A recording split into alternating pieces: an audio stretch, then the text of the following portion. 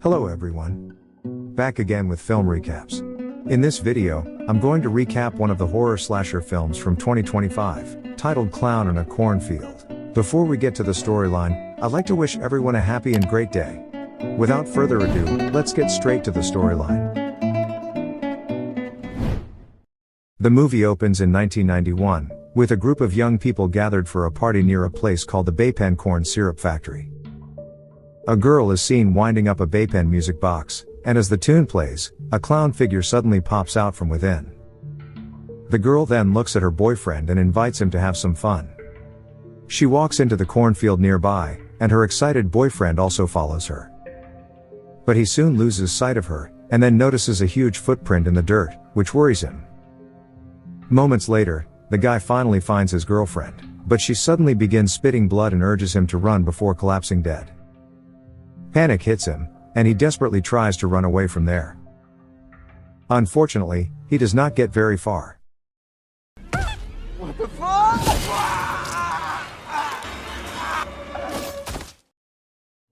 The scene then cuts to the present day, where we see a teenage girl, Quinn, and her father, Glenn, driving in a car. They soon arrive at their new home in the small town of Kettle Springs, where they plan to start fresh and rebuild their lives. We also learn that their house is just near the Baypen Corn Syrup Factory. The next day, Quinn gets ready to leave for her first day of school, but she's shocked to find an awkward boy standing at her doorstep. He introduces himself as Rust, their neighbor, and invites her to walk to school with him. She agrees without thinking much, and later is surprised to notice how quiet and strange the town is. Afterward, Quinn arrives at her class, where the teacher, Mr. Verne, informs her she's late, and asks her to take a seat. During the class, the students play a prank on him by photoshopping his picture onto a bodybuilder's body.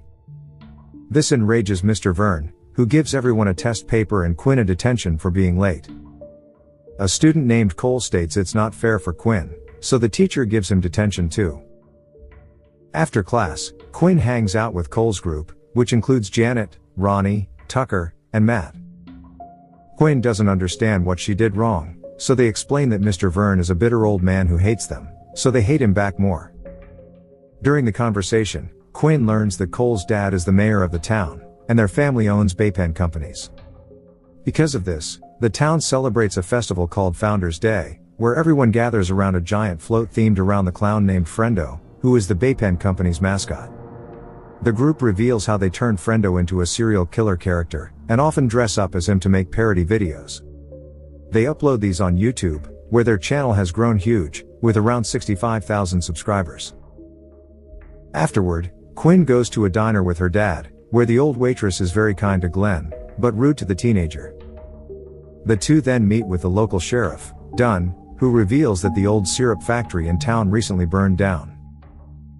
At this moment, Cole's group arrives outside, so the sheriff calls and urges Quinn to stay away from them. In the evening, the teenagers' group is seen partying excitedly and having fun. Quinn takes this moment to ask them about the factory that recently burned down. Cole reveals that they snuck inside and filmed one of their videos there. However, they insist they did not start the fire, which was later discovered to be the result of faulty wiring. But the coincidence is too big, and nobody really believes they are innocent. Not far away, Matt is relieving himself when he's suddenly attacked by someone, and his screams are heard by his friends. Matt returns with guts spilled out, and someone in a Frendo costume also appears, so Quinn screams and tries to run away, but everyone bursts out laughing as it was just a prank. The clown is actually Tucker, and Janet was recording the whole thing. Afterward, Quinn and Cole spend some time together, and he asks about her family. She reveals that her mom died of a drug overdose last summer, and since then, her surgeon dad hasn't been able to return to the ER. Quinn explains that Kettle Springs had an opening for a family doctor, which is why they moved here. Hearing this, Cole feels bad for her, and shares that his younger sister also passed away last summer by drowning. Later that night, Quinn is at home, where she watches the parody video the group made earlier. But her heart sinks in fear when she notices that behind the fake clown, there was a real clown silently lurking in the rubble. Scared, Quinn quickly takes a screenshot and sends it to the group chat. Tucker checks it out just as he gets a doorbell camera alert on his phone, and it reveals someone in a friendo mask standing right outside, but he assumes it's just Cole. Tucker then grabs a Nerf gun and walks through the house, but finds nothing except dirty footprints. However, when he returns to his room, he finds a Baypen music box in his closet. Tucker thinks it's still a prank. But then all of a sudden,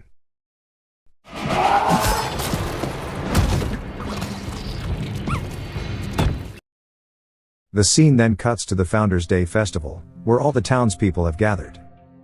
Cole's mayor dad, Arthur, gives a welcome speech, after which a parade kicks off with music and cheers.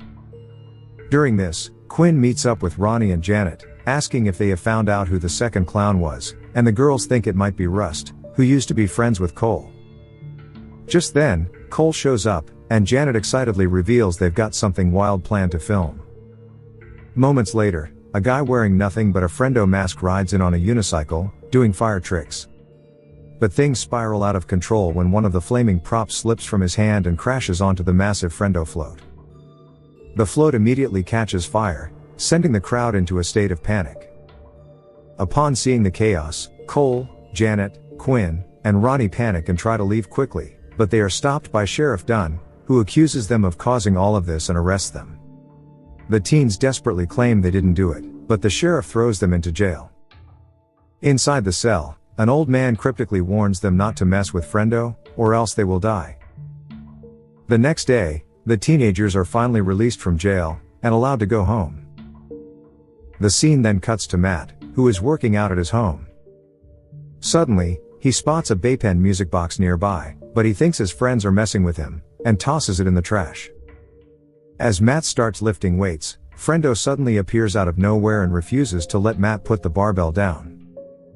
The psycho slides a sharp handsaw onto the barbell, and he pushes it down his throat, brutally ending his life. Later that night, Quinn gets a text from Cole, who invites her to hang out at a party. She quietly heads downstairs, and notices her dad is fast asleep, so she takes the chance to sneak out. Quinn gets into a car with Cole, who gives her the same Baypen music box. She begins to play it when they unexpectedly come across Rust, who has just hunted a deer. Cole exchanges a brief and awkward conversation with him before they drive off. Afterward, Cole and Quinn arrive at a barn, where a huge party is in full swing. They meet Janet and Ronnie, who are wondering where the hell Tucker and Matt are. They suspect the two are planning some big prank, and warn everyone to stay on high alert. After a brief lively dance, Cole and Quinn head to a nearby shed to hook up. But Cole is uninterested for some reason, so Quinn feels like an idiot and leaves. Outside, Janet and Ronnie approach Quinn and smugly inform her that Cole rejects everyone. Moments later, a girl suddenly screams in the nearby cornfield and bursts out, revealing an arrow deeply lodged in her back. The girls assume that it's just another prank and cautiously move to check on her. Suddenly, someone hurls a masked head at Janet, and when they pull off the mask, it shockingly turns out to be Matt. Quinn seems scared, but Janet still insists the whole thing is nothing more than a prank. However, Quinn checks the collapsed girl's pulse and realizes that she's truly dead, sending a wave of panic through the group. Just then, friendo bursts out of the cornfield, and does this.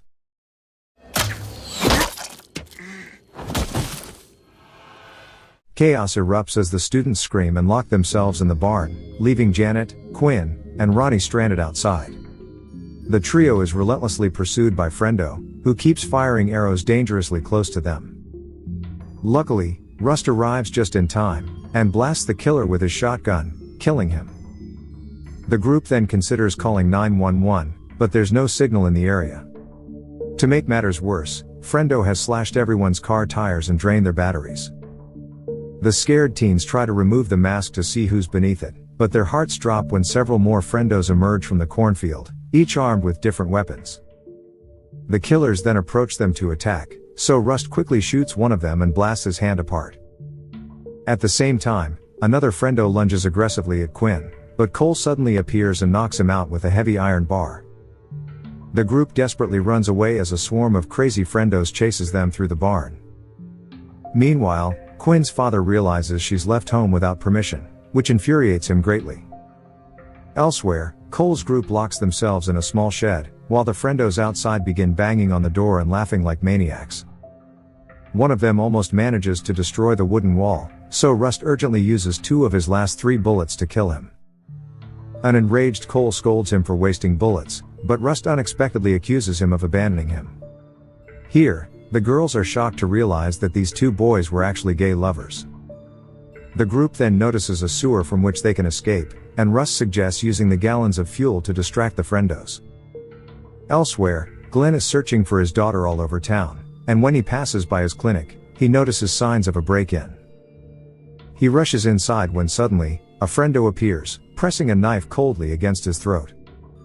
He then orders the doctor to treat his friend, who is badly injured.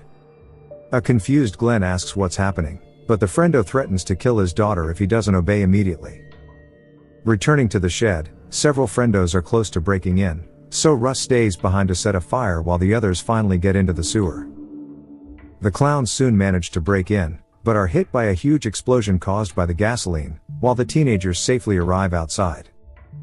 When Russ still doesn't show up, a worried Cole wants to go back for him, but the girls suggest going to a couple named Tillerson's house, where they can find a landline to make a call. They then make their way through the cornfield, and arrive at the main road, where they soon spot a car coming, and it turns out to be Sheriff Dunn. The sheriff is furious upon seeing the bloodied teenagers with a gun, and immediately arrests Cole. The group tries to explain that they were attacked by clowns, but the sheriff doesn't believe them. He then drives off with Cole while ignoring the girls' desperate pleas, and leaving them stranded alone in the dangerous place. With no other choice, the girls start going through the cornfield again to make their way to the Tillersons.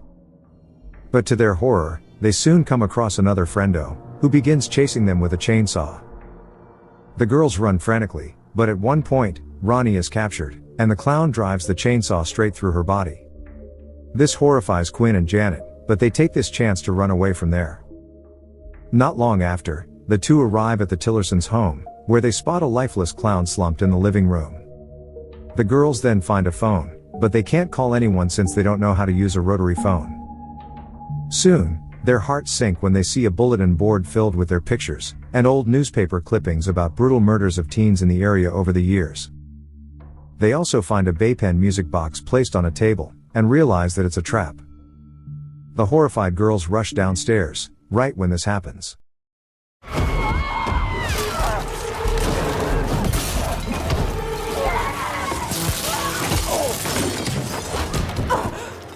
He then comes after Quinn, but she bravely pulls the pitchfork out of Janet's body and drives it into the friendo. Both the clown and Janet declare that they hate Quinn before passing away. Quinn feels distraught by her actions and grabs a car key before fleeing the house. Elsewhere, Glenn disconnects the cardiac detectors in the injured man's body and then pretends to panic.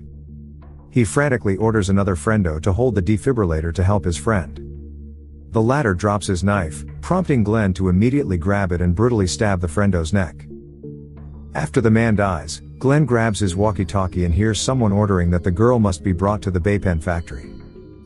Meanwhile, Quinn climbs into a car and tries to leave, but she can't drive because it's a stick shift. To make matters worse, a group of friendos suddenly appears and abducts her, cutting off any chance of escape. Some time later, Quinn gains consciousness, and finds herself in the abandoned corn syrup factory surrounded by many friendos. She asks who they are, so they begin removing their masks one by one, and to her shock, it turns out to be several townspeople, including Sheriff Dunn, the diner owner, the waitress, and her teacher, Mr. Verne. Even more shocking is when their leader appears, who turns out to be none other than the mayor, Arthur. Next, Arthur explains to Quinn that this is a long-standing tradition in the town dating back to the early 20th century. The townspeople dress up as friendo, and target teenagers in the community whom they believe are tarnishing their reputation, such as kids who go to the barn to party and drink. After saying this, Arthur pulls back a curtain, revealing Cole tied up by his neck, hanging from the ceiling. A horrified Quinn wonders how Arthur could do this to his own son, but the mayor coldly reveals that he has disowned the boy. He blames Cole for his sister's unfortunate death, as she drowned on his watch. Following this, Sheriff Dunn raises his gun to shoot Quinn, but is abruptly interrupted when Glenn crashes in with his car. Amid the chaos, one of the friendo's heads is crushed by a cinder block. while the waitress is impaled on a pipe. Glenn then rushes to help Cole, but he's suddenly shot by the sheriff, causing him to collapse to the ground. A panicked Quinn locks herself in one of the rooms, where she finds several friendo costumes. Sheriff Dunn soon breaks inside, and struggles to find her among several mannequins. He fires blindly at one of them, just as Quinn grabs a cattle prod and drives it down his throat, ending his miserable life. Meanwhile, Cole is precariously supported against Glenn's car. He questions his dad if he orchestrated the factory fire to collect insurance money, as the business was failing. Arthur smugly admits it, and then speeds away in Glenn's car, leaving Cole hanging by his neck. Seeing this, an injured Glenn rushes to help him, but can't hold on much longer. Luckily, Rust unexpectedly arrives and uses his shotgun to cut the rope and free Cole. The two boys finally reconcile and kiss. At this moment, Quinn also arrives, and the four survivors quickly climb into Glenn's car. Since it's a stick shift once again, Glenn guides her daughter how to drive. They are soon stopped by the final friendo, Mr. Vern, standing right in their path with a chainsaw. But they decide that they are done running.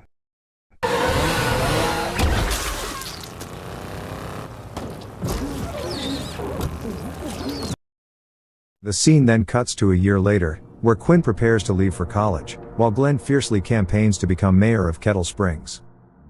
Rust and Cole arrive to see her off, and hand over a baton for protection in the new place.